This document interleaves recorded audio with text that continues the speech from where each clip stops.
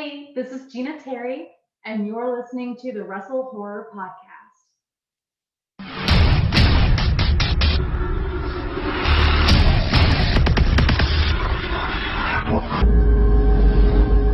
Greetings, viewers and listeners. Meathook Jim here, the WrestleHorror podcast. With me, as always, my co-host Donnie Hoover. Donnie, it looks like you're at the training center today. Yeah, I don't have Pennywise behind me this time, so I had some work to do out here. This was WrestleFit night, so we had clients and stuff in here, so I just decided to stay here and do the recording. And I miss Big Dirty, so I had to spend some time with her alone. Right. Get a little alone time with Big Dirty there. You're just tempting fate with Big Dirty. That's what it is. She's calling my name, like, "Come on, I won't hurt you this time, I promise." You know, she's still got a voice, and we can make that happen anytime you want to. Right. Get Chris to do it up for me. But on this episode of the WrestleHorror podcast, this is kind of unique, and I'll tell you why. Because this young lady that's with us, her name is Gina Terry. Hi, Gina. How are you? Good. How are you guys? I'm doing wonderful. It's great to see you again. It's wonderful to see you, Jim. And Gina not only is a haunter and a very good haunter at that. I've watched some of her work and some of her characters, and oh my gosh, she thinks outside the box and then some. But she's also a funeral director, which, a lot of haunters are like, oh, what a cool job that is. Being a haunter. But Gina, welcome to WrestleHorror. And you have been, what got started first, haunting, or you wanted to be in a funeral director? Well, I was always kind of a misfit growing up, and the haunting and funeral directing actually never crossed each other's paths in decision making, I should say. But completely different reasons. I got into haunting mostly because I was a misfit in my town, and there was a haunted house that took volunteers of almost any age. So I was all about that. All right. Now, when you were in career day in middle school, and they had you write down what you wanted to be when you grow up, did you write down funeral director? I didn't. It wasn't until I was like 26 that I decided I actually wanted to do funeral directing. I wanted to be on Broadway, so. Well, there you go. Very cool. But yeah, I got into funeral directing at 26 after not being fulfilled in my previous career, and I had a want to help people, and funeral directing was the best decision I think I've ever made. Gina, ever since I met you the first time around when we were talking about haunting, I have followed you with your education and your graduation, and now you're actually a funeral director in Michigan.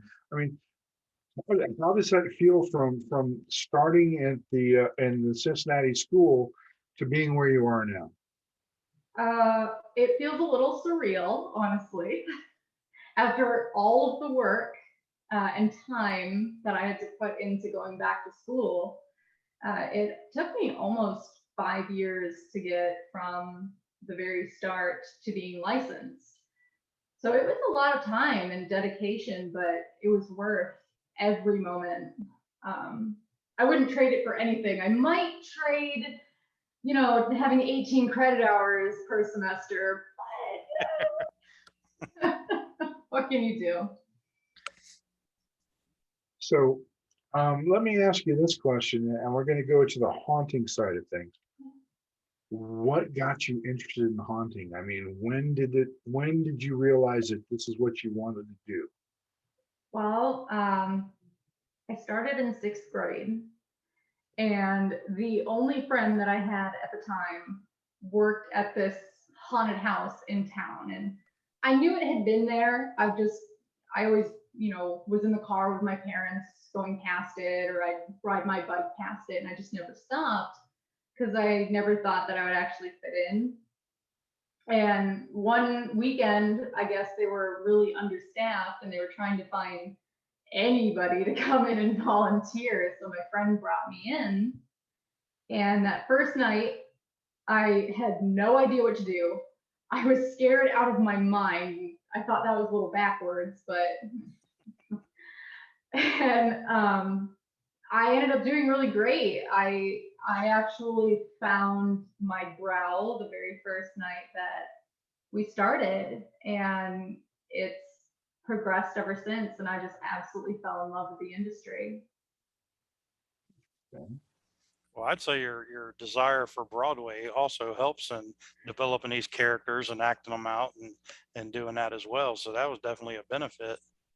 Yeah, definitely. It's character development was something that was taught in every theater class, and how to get into certain characters was very useful, especially when I was switching between different types of characters throughout the years. And so it was, my love for Broadway and acting definitely played a huge role in being successful in the industry. I definitely do not regret trying to go after a theater degree.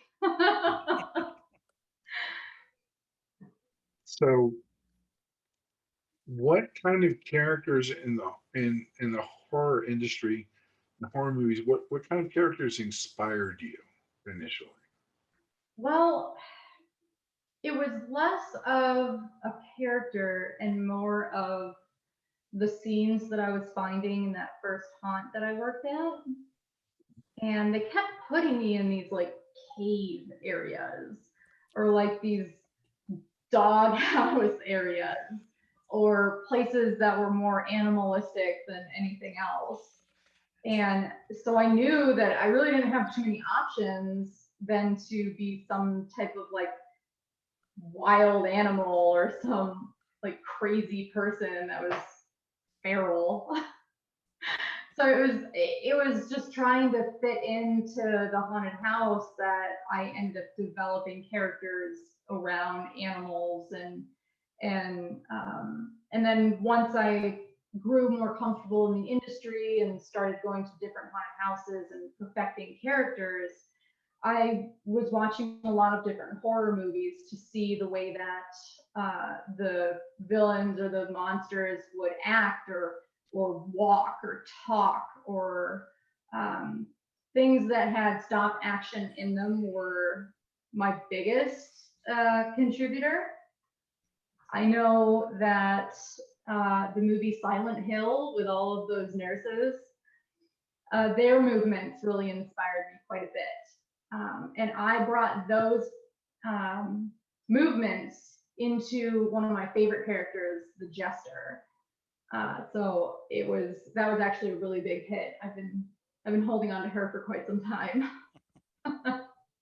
Well, it's funny that you say that, because I was thinking that right before you said it. Your Jester character, and you mentioned the nurses from Silent Hill, and it makes perfect sense to me now. Yeah. I didn't think about it at first, but yes, it makes sense. Mm-hmm. Trying to contort your body into different ways, anything that makes you look less human, Right. especially when I'm only 5'2" and I've got a soprano voice, and I am not blind to the fact that men that are 6 foot tall and 250 pounds are not really going to be afraid of me. You'd be surprised. I dare say, yeah, you'd be surprised. Well, I am 6'4", and I may not have been afraid of you. However, what I've seen and what I've heard gives me chills. Especially what gets me the most is not your size, it's the voice you use. It's what you use. That's the amazing part. The voice actually took me quite a while to figure out, because I know that I never wanted to have a speaking character because of how higher pitched my voice is, and it made me more human, and that went against everything that I was trying to do. But when I became the director of volunteers at one of my haunted houses, I had to talk. I was put into like the lobby areas around other guests. I had to speak to guests. I had to speak to our volunteers, the other directors. So it was pertinent for me to actually find a voice. Um, and I don't know what brought me to the voice that I decided. But I knew that because my characters were trying to be less human, my voice was going to have to be something that was strained. Like they didn't really know too much English. It was broken. It sounded distorted and rugged coming out, and a lot of growls and changing pitches a lot helped me distort it enough to where I became comfortable talking. Well, I've listened to some of your examples, and it's like every time I listen to it, it sends chills up my spine because you are so unique in what you're doing that It's hard to explain. People have to experience it, in my opinion. It's something. I have a couple videos of my jester in action, but as many times as I've wanted people to take videos of me, they end up getting a little distracted to be able to do so. So my bad. Yeah. Yeah, But actually, I've never heard it. I know when I saw you, you were doing like the shadow whisper. Is that what it's called? And you were quiet, so I didn't get to hear the voice. I'll have to look for it now. My spirit walker voice is still under management at the moment. It's being developed. Mhm. hasn't been perfected. I'm actually trying to find the right voice box to use. Since that character is, people can't even figure out how I'm in it, or some people think that it's a robot and not a person. So I definitely don't want to use any type of humanistic voice. So voice box is probably going to be the way I go. Well, you know that VFX has that box, but Jesus, expensive. I know, but I mean, I'm already spending, an arm and a leg on the costume itself, and I'm not about to skimp this far in. So Right. my characters are 360-degree characters, from the voice all the way down to the tips of my fingers to my toes. So. And that's one of the things I love about you is you're 150% character driven, and you don't skimp. And you remind me of me. One of my most popular characters, the Dean. You don't want to know how much I spent on him. I bet I could understand a little bit. But on the flip side, he's my go-to. I mean, I can throw him on at any time. Yeah. And still be good. And my mask sits in my living room right now. It is sitting on a display case in my living room. Well, and I just love what I do, and I know you love what you do, Gina. And you are one of those haunters out there that, in my opinion, is very special. Mm-hmm. There are haunters and there are haunters, and you're in the haunters category because we haven't known each other very long. It's what, maybe 3 years. Yeah, about 3. But we get it, and there's a click there. There's an understanding between the two of us, and how haunting goes. And I respect everything you've ever done in haunting, because you are a visionary.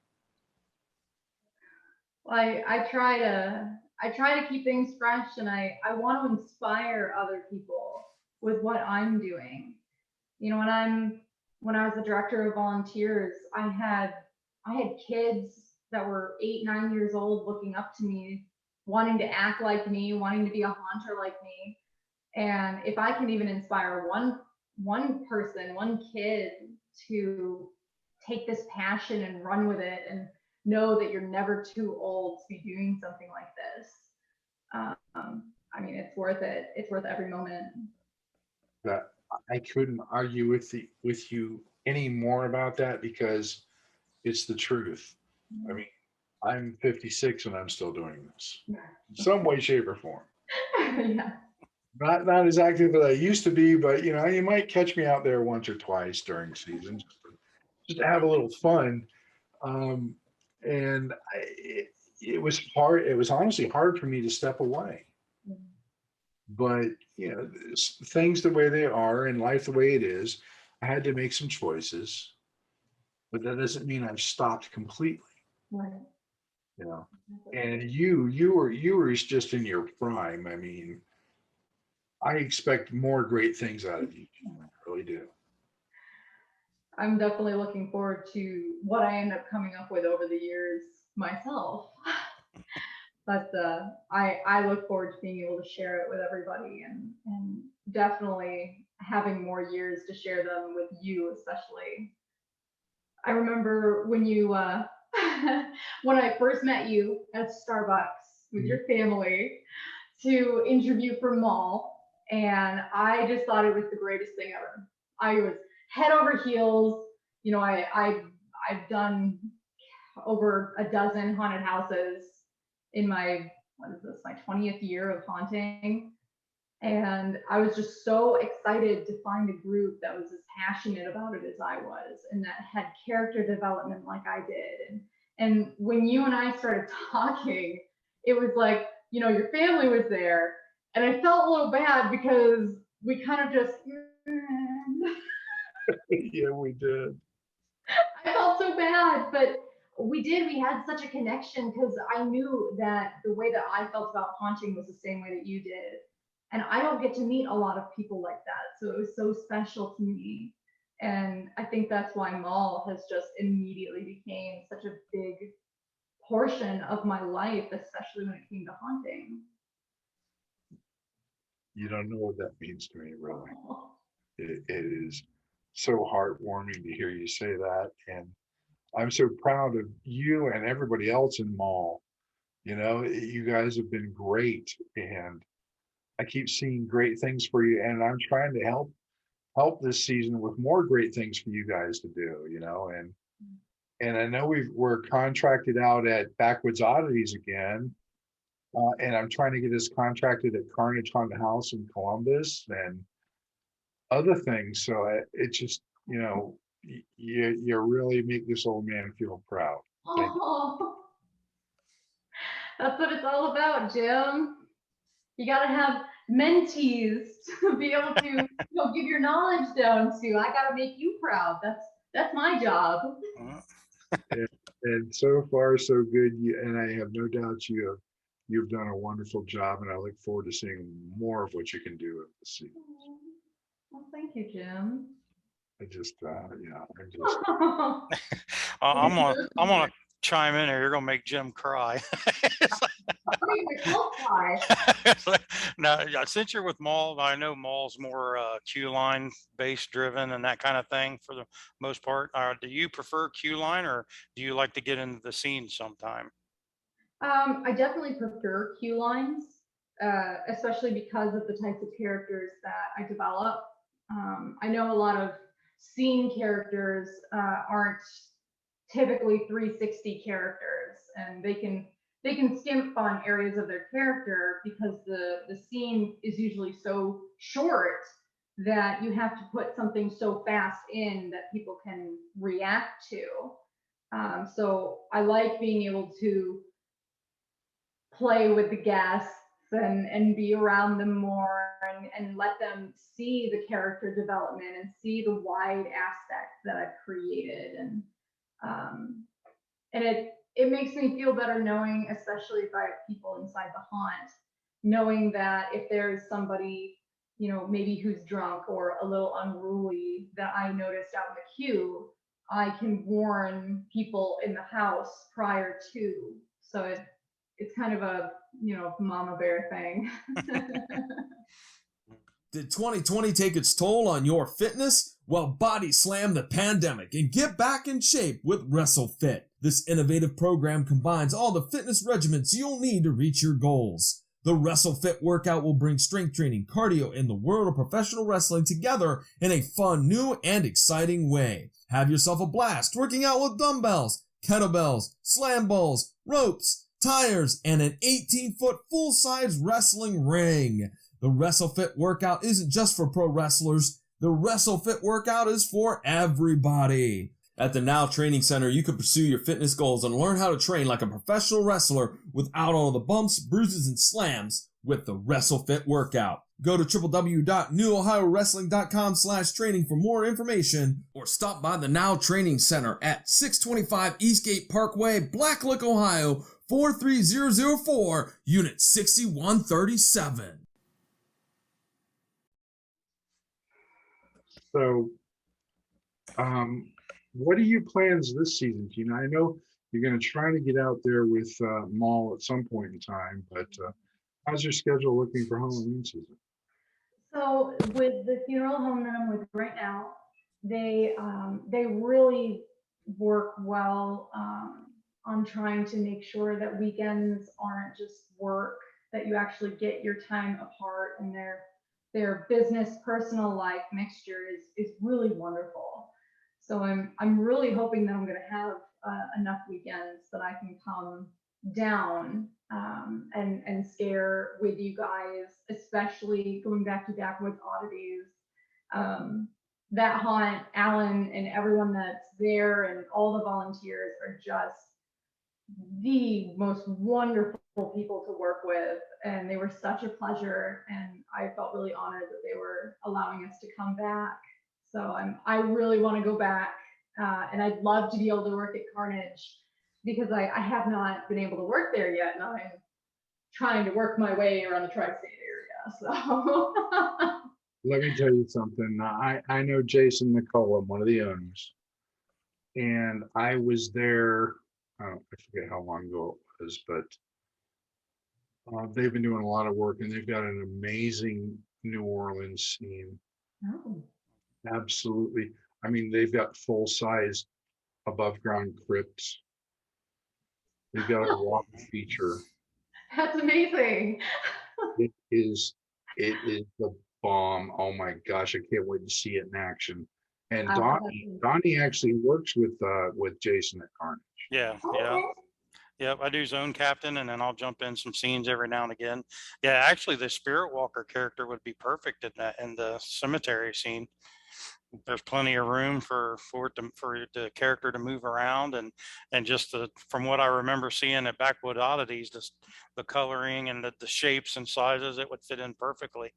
Great, because I definitely need a big area, the high ceiling for my character. Oh yeah, yep. Ceilings are high and plenty of room, and it's even a concrete floor, so you won't have trouble with divots or ruts or anything. It was like made for me. Yeah, it's a very cool haunt. They're going to have 3 of them all together. The first one's the New Orleans scene with the swamp and all that, and then they're going to do a hospital and then a hotel, and they're working on the hospital now. And I try to get over there to help, but I don't get a lot of time because I'm always here. But yeah, I go over there when I can and try to help out and get it ready. Well, that's great. I can't wait to see it. Even if I don't have the time to work it, I'm definitely going to come down there and at least be a guest walk through it. Mm-hmm. Jason's a visionary, and he's got financial backing. So, you know what I've seen, I can't wait to see it because it's going to be off the chain. Mm-hmm. Yeah, it turned out really good. Like from what I saw a few weeks, like when we were open those 2 days a month ago or so. I mean, it's going to be a good season for them. I believe it. A lot of people are pretty sick and tired of being cooped up because of COVID. Oh, I yeah. imagine this season is actually going to be pretty expansive for the haunt industry itself, just so people can get out and do something. And then we're hoping they don't screw around and shut us down again. Oh. She's like, "Don't get me started." You watch your mouth. Right. The whole thing that shut down last year is like, I was mad because I'm Donnie's ring announcer and I have no matches to ring announce. Right. But we just got started, end of July? Yeah, July was the first one. We've had 2 shows so far, and we got one next month. We're gonna start doing them every month now until they shut us down again, which I'm hoping they never do, but you know, it's hard to say these days. You never know anymore. All right. So I have to throw this question out to you, Gina. And do you know any pro wrestlers? No, I don't. I am a terrible person for this show. No. You're WrestleHorror. See, Mhm. it's the combination here. We're trying to combine the two. Donnie and I actually have a concept for training people that incorporates pro wrestling moves into haunting. Ooh. To make the scenes more violent. Yep. Right. But safe. Throw Right. that in there too. Violent. It's all about perception. Mhm. I mean, we're going to let you know a little hint here. Pro wrestling is staged. Oh, what? What? So you done ruined it for her. Look at you. So you mean all of these years that I've actually been throwing myself into walls is probably a bad idea? But Now you tell me. we've been working this concept, and we actually did a class at HauntCon this year Mhm. with the WrestleHorror concept, which basically teaches you how to be very violent without being, because, you know, a pro wrestler, when he throws a punch, barely touches, if it even touches his opponent. So that's what we're trying to teach, is a way to make a certain scene look really violent without anybody getting hurt. I think that'd be a great concept. That's definitely something that I would love to be able to be in on that training. I think most people should be in some type of training like that. And that's something Donnie and I have been working on. We've been tossing around, maybe, we've got the training center there in Columbus. We've been thinking about maybe, doing a training class there with pro wrestling moves that don't hurt. Mhm. Yep. That'd be very exciting. I think that'd be fantastic. Well, if you guys do put that together, I better be first on that list. So Excellent. That's good to know. We will certainly put you on the top of the list when we get that together. good. Good. It's something I think in the haunt industry, if you can just give that illusion of even more, it's just going to be that more immersive to the patrons. Yeah, absolutely. Absolutely. I know there was a scene that I was in at one point that it was a house, like it was the inside of a house. It had no furniture. It just had the wallpaper and then some slats behind the wallpaper, like it was peeling. And I had no idea what to do in there. So all I could think of was, well, what's the most inhumane thing that I can do to myself in here so that it will scare the people going through? Right. So for 8 hours straight, I was just hurling myself into walls when any of the customers would come through. So, learning how to look like things are getting violent without actually going home like, a whole bruise would be. Yep. Be a lot less stressful and painful, huh? Yeah. That's part of the WrestleHorror concept, is something we've been working on, and it's kind of not taking a back burner, it was a side burner because we got other things going on, but we're going to kick it back into gear probably right after haunt season again. And definitely we will let you know when that comes to fruition, so you can spread the word and come join and learn how to not get hurt and make it look violent. I would love that. Yep. I will definitely spread that word because I think there's a couple people who may have taken after me. So I'm just a bad influence. I'm sorry. All right. Bad Gina. So Gina, this is the part of the show where Donnie asks a specific question. Mm-hmm. And there is no right or wrong answer, and I'm gonna let him take it from here. Yeah, I'm gonna get to that question, but I had something that I was thinking about while I was listening to her talk. It goes back to the funeral director part of it, And I mean, I know like all of us haunters and we like creepy stuff and scary movies, and everybody's like, oh, you're a haunt director, that or a funeral director. That's awesome. You're, you know, around all that. And, but on the other side of the spectrum, um, when you prepare all that stuff and you know, help this family, you know, pass their family member on and all that, I mean, how big of a sense of fulfillment is that for you? It's it's pretty immeasurable, honestly. Um, you know, these families are coming to us at one of the worst times in their lives, and they're losing a loved one, someone that they care so deeply about, and they're asking for our help to be able to say goodbye to them one last time.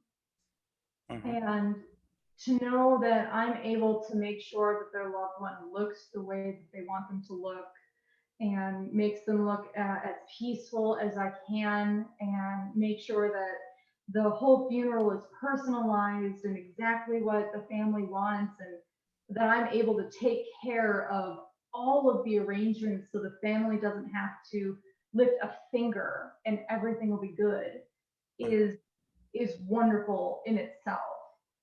But then when a family comes to me after a funeral or during a funeral and thanks me, it's, I always feel so odd when they thank me, because you know, they're thanking me because their loved one is dead and I've been taking care of them. Right. And Yeah. it's such an odd feeling for me, but it brings so much joy to me knowing that I've been able to help this family at this time. And I honestly don't think that there's many other jobs out there that can say that.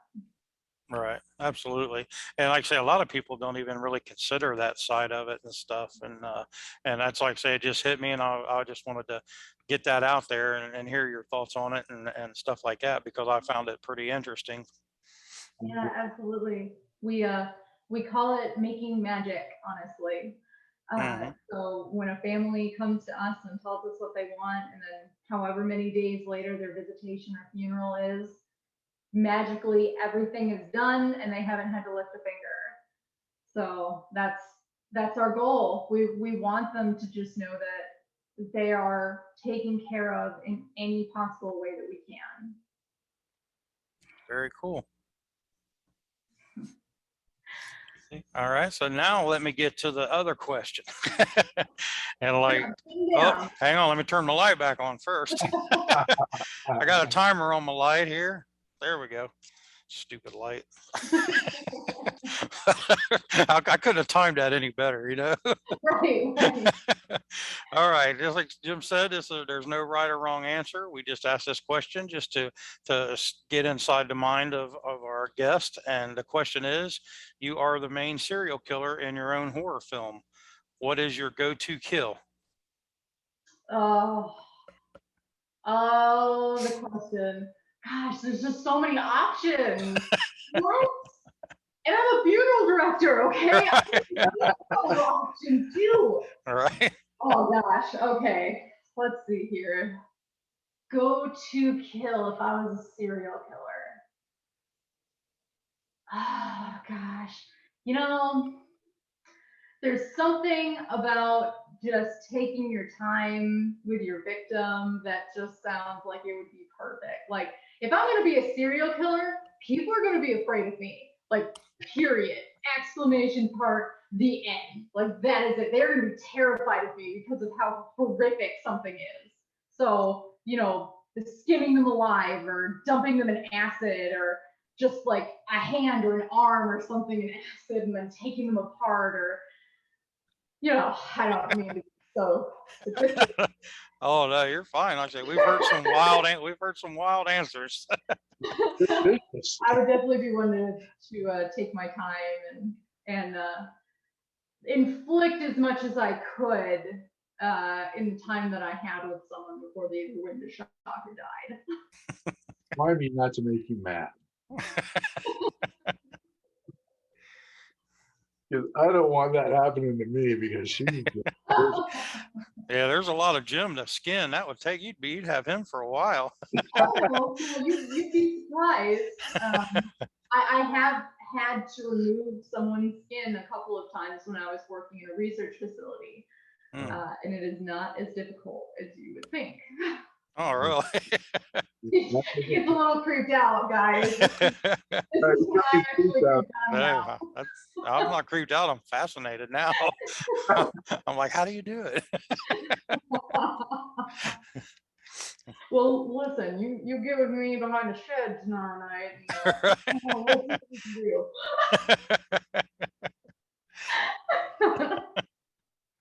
Oh, she's got me scared now. I don't know.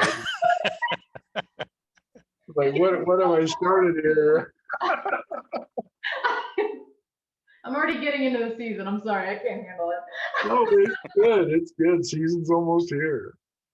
It is. It's very exciting. Oh man, no, I'm still creeped out. Now Jim's gonna be thinking about me in other ways, like Right. Yeah, it's like I'm afraid to go to sleep tonight now. I have this dream of Gina skinning me alive or something, and I was like, well, it's better than scaring you to death, because I would have to handle you more then if you died. So, look, I'm trying to help you here, okay? So, Gina, if people want to find out more about you or Maul, or anything that you're doing that you want to tell everybody about, how can they find out about more about you? So you can find me on Facebook. Nikita Tarasova is my name on Facebook. And you can find out about Maul from their Facebook page as well, MAUL, the traveling haunt specialists. Facebook is definitely one of the easiest ways to get a hold of me. I know also I'm on Instagram under the same name. I also have a photography page. Nikita T Photography is my modeling page. So people can check me out on there or find any more of my pictures and keep up that way. Excellent. Gina, I am so grateful that I've gotten to catch up with you. It has been too long. I mean, I see your Facebook posts, we respond every once in a while, but being able to talk to you for at length is great. And I'm so happy to see you again. The feeling is mutual, Jim. Absolutely. It has been too long. And I can't stand that I live as far away from you guys as I do. We definitely have to catch up more. The next time I'm up in the Ann Arbor area, I'm going to let you know. Yes, please do. I would love to go to Starbucks and catch up again. Oh, that would be awesome. Great. Well, for myself, Meathook Jim, and my co-host Donnie Hoover, as well as our special guest Gina Terry, a funeral director and a haunter, this is the WrestleHorror podcast, and we will catch you on the next episode. See you guys. Bye. Nice talking with you.